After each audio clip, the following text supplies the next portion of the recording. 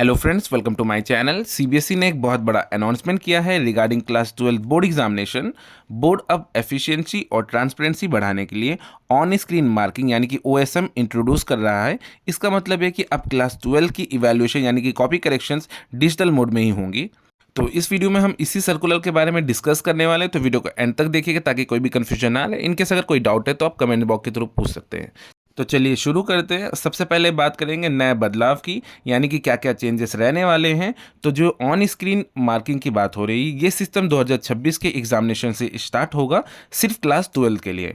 ध्यान रहे कि क्लास 10 की जो आंसर बुक्स हैं वो पहले की तरह फिजिकल मोड पे ही चेक होंगी। सीबीएसई हर साल लगभग 46 लाख स्टूडेंट्स का एग्जाम लेता है इंडिया और 26 दूसरे देशों में। अब बात करेंगे ओएसएम के फ़ायदे, यानी कि ऑन स्क्रीन मार्किंग के क्या क्या बेनिफिट्स रहने वाले हैं। तो इस डिजिटल चेकिंग के बड़े फ़ायदे सोचे गए हैं as per the CBSE circular, जैसे कि मार्क्स कैलकुलेट करने में होने वाली गलतियां खत्म हो जाएंगी, मींस जीरो टोटलिंग एरर्स रहेगा। ठीक है, इवैल्यूएशन प्रोसेस फास्ट होगा और ज़्यादा टीचर्स पार्टिसिपेट कर पाएंगे, जिसकी वजह से फास्टर रिजल्ट मिलेंगे, मतलब जल्दी रिजल्ट डिक्लेयर हो पाएगा। टीचर्स अपने ही स्कूल में रहकर रेगुलर ड्यूटीज़ के साथ चेकिंग कर सकते हैं, तो ये कन्वीनियंट रहेगा फॉर टीचर्स कि वो अपने स्कूल में ही रह के, उनको कहीं पे भी जाना नहीं पड़ेगा दूसरे स्कूल्स में, सेंटर हेड्स में। ठीक है, आंसर शीट को ट्रांसपोर्ट करने का खर्चा और टाइम दोनों बचेगा, यानी कि कॉस्ट एंड टाइम सेविंग भी रहेगा ये सीबीएसई के लिए।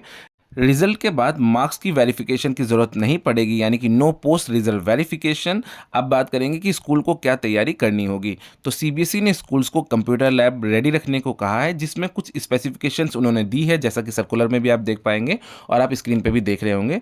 मींस कंप्यूटर लैब में पब्लिक आईडी यानी कि पब्लिक स्टैटिक आईपी एड्रेस होना चाहिए, ये ज़रूरी है। पीसी या लैपटॉप में विंडोज़ 8 या उससे अबव ओएस होना चाहिए।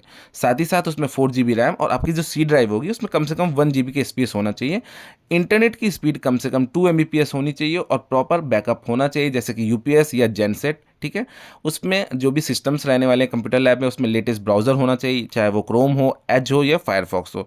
उसमें एडोब रीडर इंस्टॉल्ड होना चाहिए। ठीक है, ये बेसिक सी रिक्वायरमेंट है जो कि आपके कंप्यूटर लैब में होनी चाहिए। अब बात करेंगे सीबीएसई के सपोर्ट प्लान की।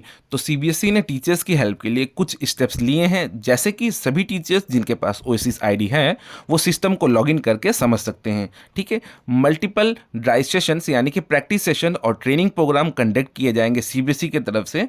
एक डेडिकेटेड कॉल सेंटर बनाया जाएगा इशू सॉल्व करने के लिए, और प्रॉपर इंस्ट्रक्शनल वीडियोस भी रिलीज किए जाएंगे सीबीएसई की तरफ से, ताकि टीचर्स समझ सकें क्या क्या स्टेप्स लेके वो कॉपी करेक्शन यानी कि ओएसएम का प्रोसेस कंप्लीट कर सकते हैं।